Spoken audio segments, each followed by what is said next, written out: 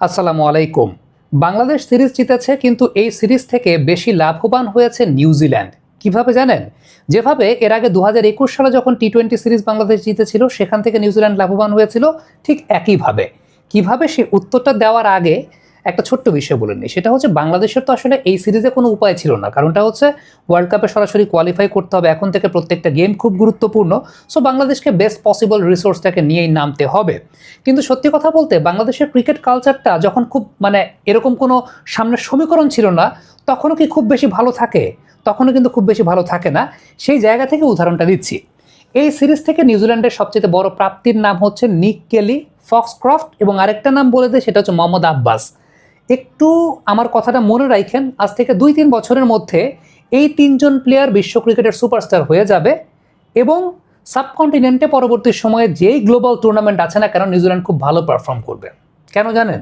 2021 সালে নিউজিল্যান্ড বাংলাদেশের মাটিতে যে সিরিজটা খেলেছিল, সেই সিরিজটাতেও আপনি যদি চিন্তা করে দেখেন, Will Young, Finn Allen, Rachin Ravindra, এই প্লেয়ারদেরকে আনকরা প্লেয়ার হিসেবে নিয়ে এসেছিল নিউজিল্যান্ড। পরবর্তী সময়ে এই প্লেয়াররাই কিন্তু বর্তমানে নিউজিল্যান্ডের মেইন স্ট্রিম টিমের রাজত্বটা করছেন। এটা নিউজিল্যান্ড ক্রিকেটের একটা অনেক বড় স্ট্র্যাটেজির জায়গা, যেই স্ট্র্যাটেজিটা আনফর্চুনেটলি আমরা আমাদের সেরা সময় কখনো করতে পারি না। আমরা কখনোই, আমাদের সামনে যদি কোনো সমীকরণ থাকে বা নাও থাকে, আমরা কখনো এটা ফলো করি না। দেখেন, একটা কথা বলি, সেটা হচ্ছে, নিউজিল্যান্ডের এই টিমটা যে এসেছে না, এর আগে এই টিমের 5 জন প্লেয়ার ইন্ডিয়া ট্যুর করে গেছে। এর আগে এই টিমের 4 জন প্লেয়ার পাকিস্তান ট্যুর করে গেছে, আলাদা আলাদা। এই কথাটা আমি কেন বললাম জানেন? এই ব্রাঞ্চ অফ প্লেয়ার্স, এই যে 15 জন প্লেয়ার আছে, এই প্লেয়ারদেরকে তারা সাবকন্টিনেন্টাল কন্ডিশনে খেলায়। কেন খেলায় জানেন?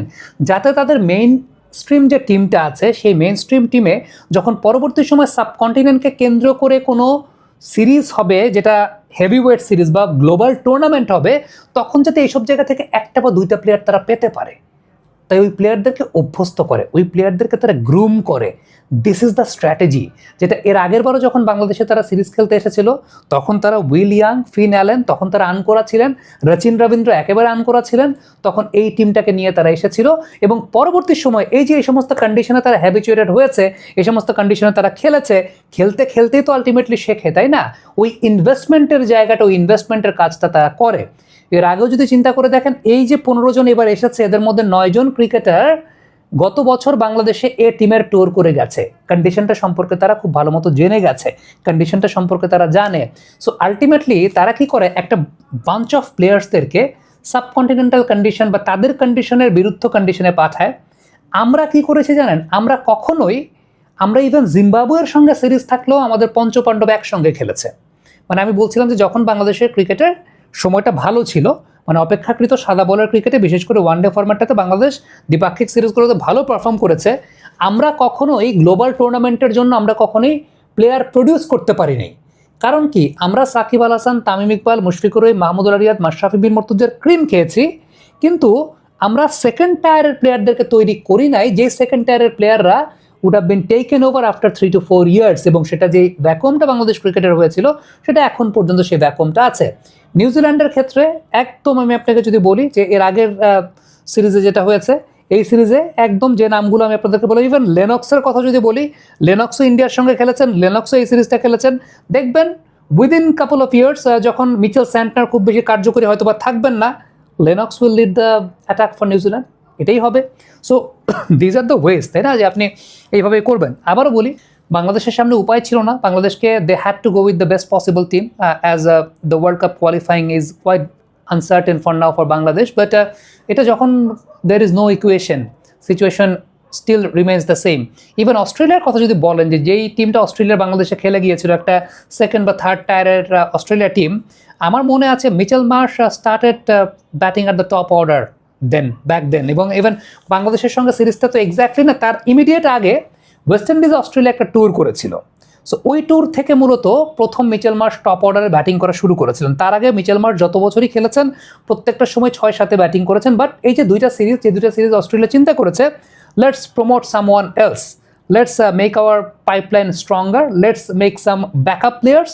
এবং দ্যাট ইজ ওয়াই অস্ট্রেলিয়া যখন চিন্তা করেছিল যে we are lag behind of top order batters, so let's promote Mitchell Marsh for 1 or 2 particular series. এবং সেই কাজটাই আলটিমেটলি তারা করেছে ব্যাক টু ব্যাক দুইটা সিরিজে। Mitchell Marsh batted at number 3 এবং then after that Mitchell Marsh became the prominent part of the Australian side at the top order. এবং just immediate after that in 2023 Australia became the champion. Mitchell Marsh তখন ওই টুর্নামেন্টটাতেও কিন্তু অস্ট্রেলিয়ার হয়ে তিনি ভালো করেছিলেন এবং তার সেই জায়গাটা ছিল।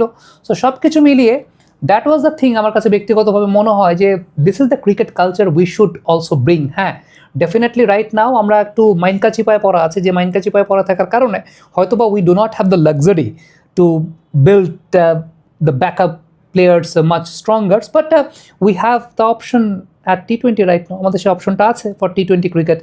ডেফিনেটলি আমাদের পরবর্তী সময়ে কন্ডিশনটা কোন কন্ডিশনে খেলা হবে T20 ওয়ার্ল্ড কাপ, সেই কন্ডিশনে কোন টাইপের player they can perform well, এবং আরেকটা বিষয় যে প্রত্যেকটা পজিশনের জন্য ব্যাকআপ স্ট্রেংথ ঠিক রাখার জন্য we need to come forward with some different plans.